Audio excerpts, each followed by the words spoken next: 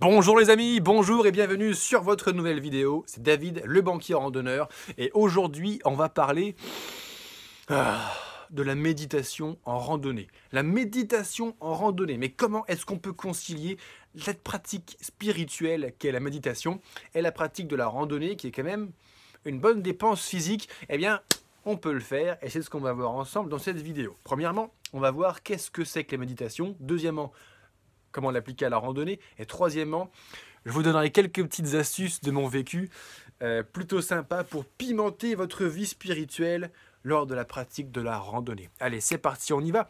La méditation, qu'est-ce que c'est? La méditation, quelque part, c'est diminuer son activité mentale afin de se recentrer sur soi-même et de pouvoir, de cette façon, être dans le présent. Être dans le présent. Et pour ce faire, l'une des pratiques les plus répandues en fait de méditation, c'est lié à un certain exercice respiratoire pour diminuer la fréquence respiratoire, diminuer la fréquence cardiaque, ce qui réduit la fréquence nerveuse, ce qui augmente la capacité de concentration, puis après de la focaliser sur un point fixe ou sur le rien, sur le vide. Alors déjà, si tu arrives à faire le vide dans ta tête, à avoir zéro activité mentale pendant plus d'1 minute, tu as déjà fait un bon pas en avant dans la pratique de la méditation. Comparé à cela, la randonnée, qu'est-ce que c'est? La randonnée, c'est marcher. Marcher en pleine nature, hein, c'est comme ça que ça se passe. Et concrètement, si on prend un petit peu de recul, la randonnée, en fait, c'est un exercice physique doux. Hein. Ça, c'est très important. Parce qu'en fait, lorsque tu marches 8, 10, 12 heures d'affilée, même avec un sac de 8, 10, 12 kilos sur le dos derrière, tant que ça monte pas trop. Le dénivelé, ça fait un exercice de moyenne intensité quand tu as du dénivelé positif. Mais tant que tu marches sur du plat, même chargé, on reste sur un exercice physique doux. Ce qui veut dire que il n'y a pas d'affolement de la respiration et justement, c'est un exercice respiratoire. Souvent, la méditation, l'exercice qu'on donne aux débutants et qui vient d'Orient, on va dire, pas du Grand Orient, mais de l'Orient, de l'Extrême-Orient, les hindous, les bouddhistes, tout ça, utilisent la technique respiratoire pour pratiquer la méditation et la randonnée. Il y a un moment, lorsque tu as pris ton rythme, tu as pris ton pas, ton souffle a pris son rythme et c'est exactement la même chose. C'est un exercice respiratoire dans les deux cas. Dans les deux cas, il s'agit bien d'être présent. Si tu n'es pas conscient d'où tu fous tes pieds en randonnée, si tu n'es pas conscient à la navigation, donc si tu n'es pas bien là dans le présent, exactement sur le point où tu es sur la terre, tu vas te perdre, tu vas te faire des entorses, tu vas passer une sale journée, tu vas te blesser en quelque sorte. Alors, dans la rando, ça aide effectivement à être bel et bien présent. Et quand tu es présent et que tu travailles ta respiration pour avoir un souffle à ton rythme bien, finalement, ça diminue ton activité mentale. Du moins dans un premier temps. Alors après, je vais me permettre de te faire part, de ma pratique de la randonnée et de la méditation. Parce qu'il se trouve que je fais les deux, ça tombe plutôt bien. C'est d'ailleurs pour ça que j'ai fait cette vidéo, pour les malins qui n'avaient pas encore compris. Concrètement, la randonnée en soi, c'est une méditation. D'ailleurs, la randonnée, pour retrouver un calme mental, au contact de la nature, c'est quelque chose qui est pratiqué que depuis 3 petites générations, pas plus. 3 petites générations.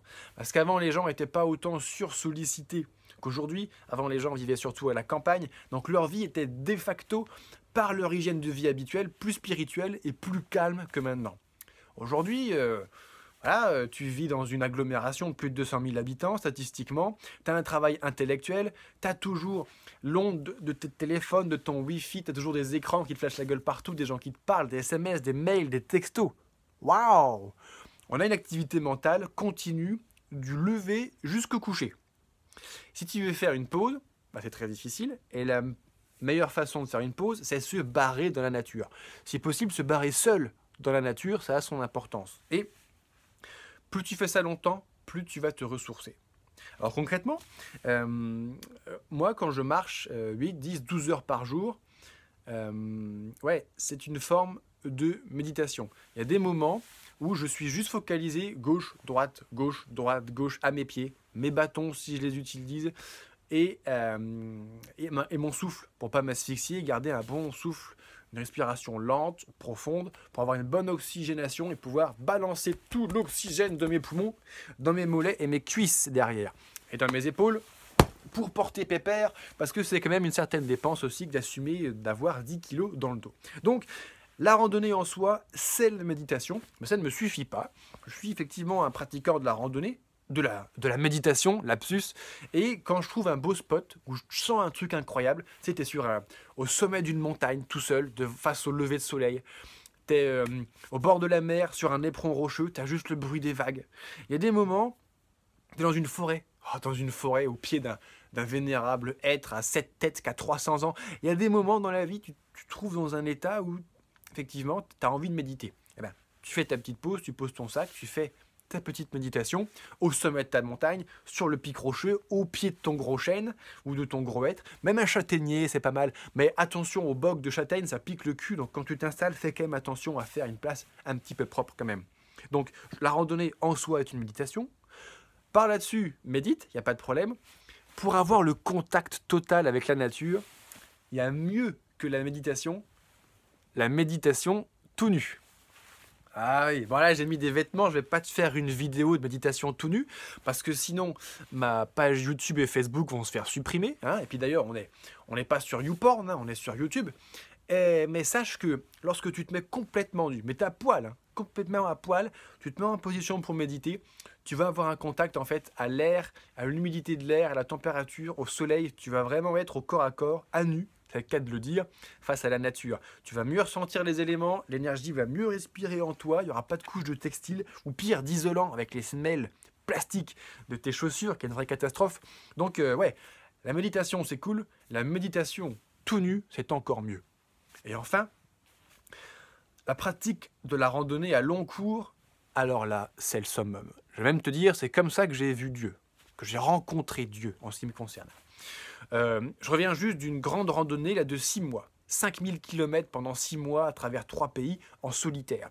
Et il se trouve, de retour d'expérience, que quand tu marches 6 mois tout seul, bon, tu as le temps de faire un petit travail dans ta tête et ouais, tu arrives à un calme de l'activité mentale qui est vraiment unique. Tu ne peux pas vivre autrement qu'en faisant ça. Et au bout d'un certain temps, effectivement, tu arrives à toucher des états d'élévation spirituelle. C'est-à-dire que tu arrives à sortir, pour les gens qui comprennent ce que je vais dire, tu vas déjà réussir à sortir de la dualité. Alors, c'est pas arrêter de penser, mais c'est quand tes pensées passent, en moyenne, d'après les neurosciences, on a entre 60 et 90 000 pensées qui nous passent dans la gueule chaque jour. Ça n'arrête pas, bam, bam, bam, bam. On est bombardé en permanence. Tu rentres en contact de la nature, un contact prolongé, le niveau baisse. Et au bout d'un moment, la dualité, c'est de se dire, tu as une idée qui passe, tu l'attrapes, tu la chopes et tu la juges. La dualité, c'est blanc, noir, vrai, faux. Je suis d'accord, je ne suis pas d'accord. Pro, anti. Tu vois ce que je veux dire? Il y a un moment, dans la pratique de la méditation et la randonnée, moi, c'est ça qui m'a permis de déclencher mon élévation sur ce niveau-là. Bah, quand tu as marché des mois dans la forêt, dans la montagne, tout seul, tu as sué des millilitres de sueur, tu as perdu 8 kilos, bah, la pensée, elle passe. Bah, déjà, tu n'en as plus 90 000 dans la tête. Crois-moi, tu as autre chose à penser. Qu'est-ce que je vais boire? Qu'est-ce que je vais bouffer? Où est-ce que je vais planter ma tente pour dormir? Et combien de kilomètres je vais faire aujourd'hui? Une fois que tu as pensé à ça dans ta journée, bah, le reste, c'est assez limité, hein, quelque part. Franchement. La pensée passe. Au lieu de la choper et de la juger, ouais, ça c'est bien, ça c'est pas bien, tu la regardes passer, elle passe. Ouais. Et en fait, tu te dis, j'en ai rien à foutre. Mais tu n'es même pas en train de te juger. Ah, j'ai pensé ça. Tu vois, au début, il y a la pensée qui passe. Tu te dis, la pensée, c'est bien, c'est mal. Non, tu passes. Après, la pensée passe. Tu te dis, ah putain, c'est mal, je ne devrais pas penser ça. Bah oui, mais la pensée, elle passe. Qu'est-ce que tu veux? Donc, au bout d'un moment, la pensée passe. J'en ai rien à foutre. Rien à foutre. Et il y a des moments où on se retrouve effectivement au contact du vide absolu, où il n'y a plus d'activité mentale. Mais c'est pas sur des heures et des heures non plus, quoi. C'est à certains moments. Ce calme mental, cette façon de vivre dans le présent, ben, quand tu marches 30 km par jour, tous les jours pendant 180 jours, tu es dans le présent. Hein. Imagine le nombre de pas que tu fais en 5000 km. 6 millions à peu près. Si tu fais un faux pas sur 6 millions, tu te fais une entorse. La randonnée, finie, basta, c'est baisé. Donc, sur 6 millions de pas, je n'ai pas foiré un seul. Ça veut dire que j'ai été suffisamment concentré pendant 180 jours consécutifs. J'ai été présent. Là où je positionne mes pieds, l'appui de mes bâtons, la façon dont je porte mon corps, j'ai été complètement vivant dans le présent pour faire ça. Alors voilà, la randonnée, quelque part, est une méditation, mais ça ne t'empêche pas, ami méditeur, de pratiquer ta méditation au pied d'un grand chêne ou au sommet d'une montagne, c'est délicieux. Pratique-la tout nu, tu vas voir, tu vas vraiment être en contact avec les éléments. Et enfin, pour ceux d'entre vous qui chercheraient quelque part Dieu, par marcher 6 mois. Moi, j'ai rencontré Dieu au bout de 5 mois, à peu près 5 mois de marche. Tu vois, Dieu, c'est pas le type, t'es sur ton GR, c'est pas le type qui arrive avec ses bâtons, tic-tac, et son gros sac qui dit « Salut David, ça boum, c'est où le chemin, c'est là ou là ?» Non, non, c'est beaucoup plus subtil que ça, évidemment. Et avec de la pratique, tu finiras quelque part, tôt ou tard, à le rencontrer. Voilà les amis, merci d'avoir regardé cette vidéo. Si elle t'a plu, n'hésite pas à t'abonner à ma chaîne. Mets-moi un super pouce, un petit commentaire, qu'est-ce qui t'a plu, qu'est-ce qui ne t'a pas plu. Et n'hésite pas à me poser tes questions. Je me ferai vraiment un plaisir d'y répondre. Allez, à très bientôt pour une prochaine vidéo. Salut, et n'oublie pas que la vie est une grande randonnée.